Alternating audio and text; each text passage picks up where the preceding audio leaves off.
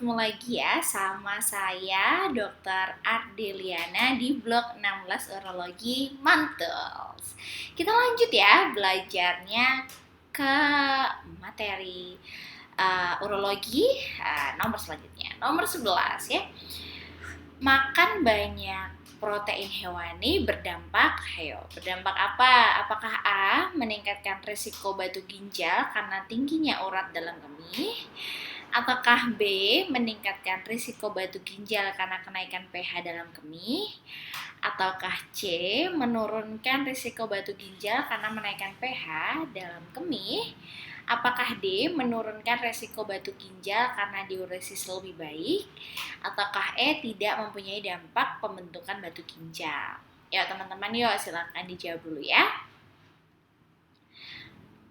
Oke, betul ya, ini jawabannya yang A. Jadi ketika makan banyak protein hewani itu dapat meningkatkan resiko batu ginjal karena tingginya urat dalam kemih ya. Nah ini ya metabolisme asam urat ya, di mana pertama ada diet purin dan metabolisme endogen yang nantinya akan menjadi asam inosinat, kemudian ada hiposantin. Oleh santin oxide itu akan dirubah menjadi santin, kemudian melalui santin oxide juga akan dirubah menjadi asam urat ya.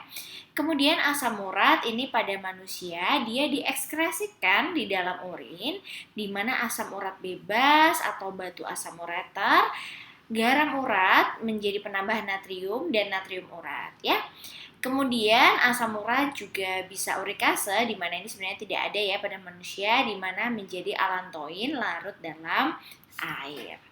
Nah, asam urat nih teman-teman dia bisa bikin sakit artritis gout ya. Jadi ada peradangan pada sendi yang sifatnya itu mendadak, bengkak, sakit kayak gitu ya. Itu juga akibat asam urat yang tinggi. Nah, kalau asam urat yang tinggi nih harus diobati dengan allopurinol. Nah, allopurinol mencegah pembentukan batu asam urat melalui mekanisme apa ya? Apakah yang A. menghambat absorpsi purin? Apakah yang B. alkalinisasi urin?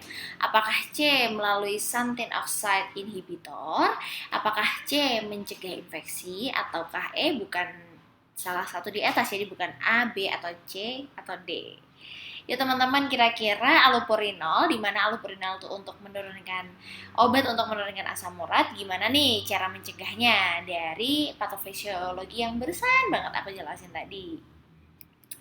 Nah benar ya, dia menghambatnya melalui santin oxide inhibitor.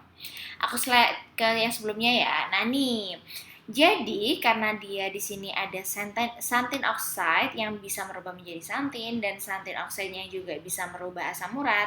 Bayangin aja nih kalau misalnya kita hambat santin oxide-nya menjadi nggak ada.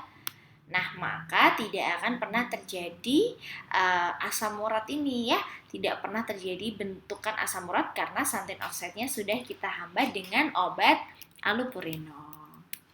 Nah ini ya, dia asam urat merupakan produk akhir metabolisme purin yang dia mengendap di persendian ya dan membentuk kristal kecil sehingga menimbulkan peradangan yang dikenal dengan gout nih ya, kristal kecil. Jadi aku tuh selalu membayangkan di mana asam urat tuh seperti jarum pentul. Jadi dia sifatnya tuh kecil, tapi dia tuh bisa nusuk-nusuk gitu ya. Nah, gout ini merupakan penyakit metabolik yang terjadi akibat tingginya kadar asam urat dalam darah.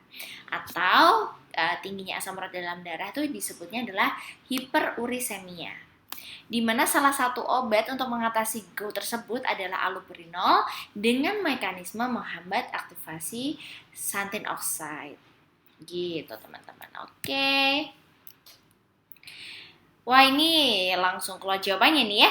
Nah ini ada nephrotic syndrome.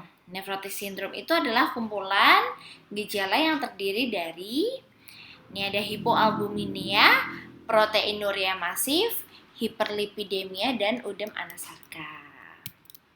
Nah ini ya teman-teman ya, pada ginjal itu ada dua ya, ada nephritic Nephritic pakai I, nephritic syndrome dan nephrotic syndrome ya. Kalau nephritic syndrome yang iya itu akibat inflamasi dari glomerulusnya. Oke, nah dia menyebabkan tingginya tekanan darah, oliguri atau pipisnya itu sedikit. Terus dia warnanya itu kalau di sini colored urine atau hematuria, atau kalau di bahasa kita tuh kayak air cucian beras, air cucian daging sapi. Jadi kayak air cuci daging gitu ya. Nah, kayak gitu. Itu untuk yang nephritic syndrome. Yang iya.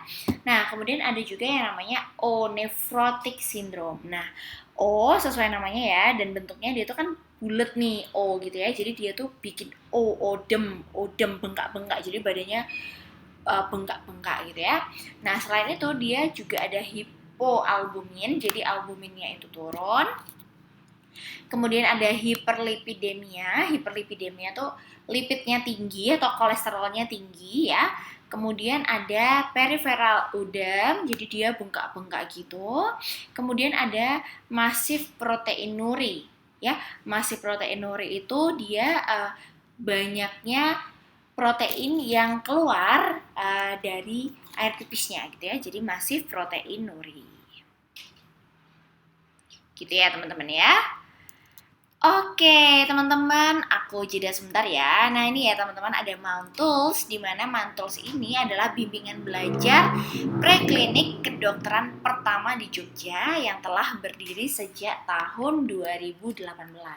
Di mana Mountools ini sudah mengajar lebih dari 200 siswa. Nah, Mountools ini mengajarkan materi tutorial dan evaluasi belajar untuk setiap blok, gitu ya. Kalau mau join silakan langsung WA aja ke nomor yang tertera, dan lain juga bisa.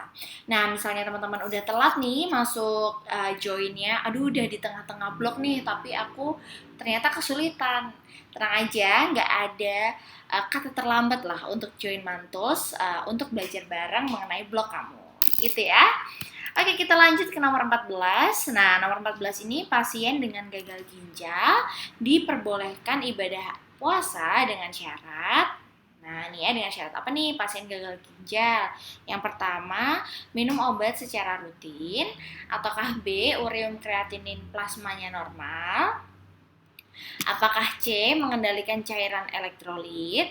Apakah D, intake protein kurang lebih 1 gram per kg-BB?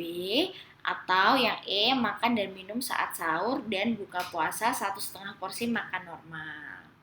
Yuk, kira-kira apa ya gitu ya?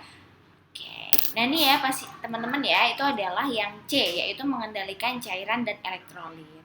Nah teman-teman, kita tahu ya bahwa pasien dengan gagal ginjal itu dia bisa terhambat nih mengenai tentang pengendalian cairan dan elektrolitnya gitu ya.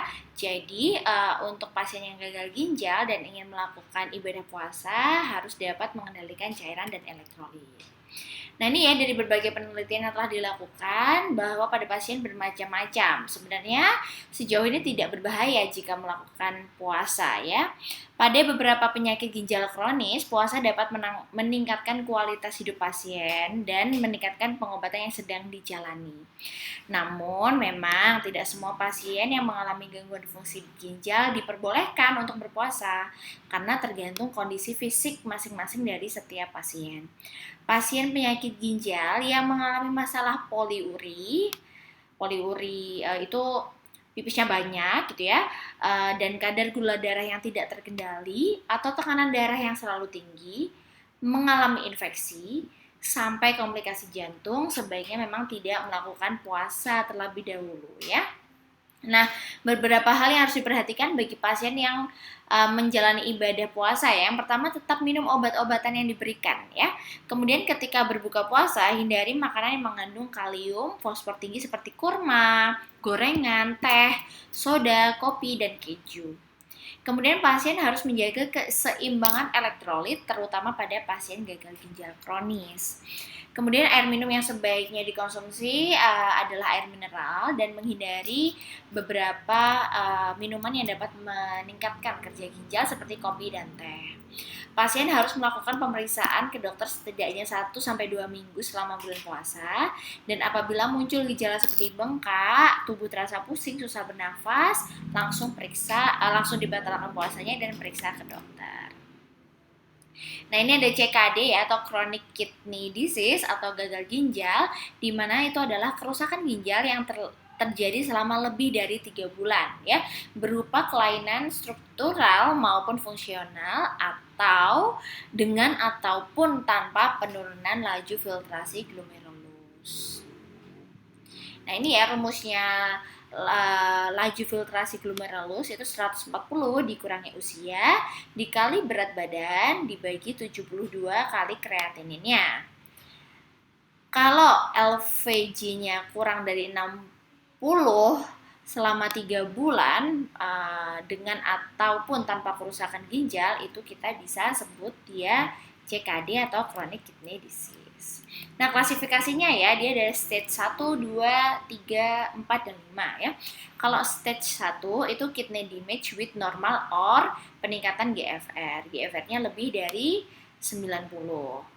Yang stage 2 kidney damage with penurunan GFR, di mana GFR-nya 60-89. Yang stage 3 moderate penurunan GFR dengan 30-59. Yang keempat severe GFR 15-29, dan yang terakhir kidney failure kurang dari 15 gitu ya. Kemudian ini komplikasi dari kidney function itu dia CKD-nya ini ya bisa sodium balance, exit excretion kayak gitu. Nah, jadi harus mengendalikan cairan dan elektrolit. Yang terakhir nih, apakah penyebab adanya proteinuria yang menetap dari hasil pemeriksaan urinalisis? Oke, apa ya? Apakah kerusakan tubulus, kerusakan glomerulus karena berat molekul masing-masing fraksi protein berbeda, atau albumin merupakan fraksi protein non-selektif, atau intake protein menurun. Nah, benar ya, penyebab adanya proteinuri yang menetap pada hasil pemeriksaan urinalitis adalah kerusakan glomerulus. Nah, di sini ya, glomerulus itu di sebelah sini, dan apabila ada gangguan pada filtrasinya, itu akan menyebabkan protein yang harusnya difiltrasi, yang harusnya diambil lagi sama tubuh, itu malah keluar lagi melalui urin. Nah, sehingga pada pemeriksaan urinalisis itu akan terlihat adanya protein, di mana itu adalah kerusakan glomerulus pada filtrasinya. Oke teman-teman, ditunggu ya buat join ke Mantulsnya. Terima kasih untuk perhatiannya. Bye-bye.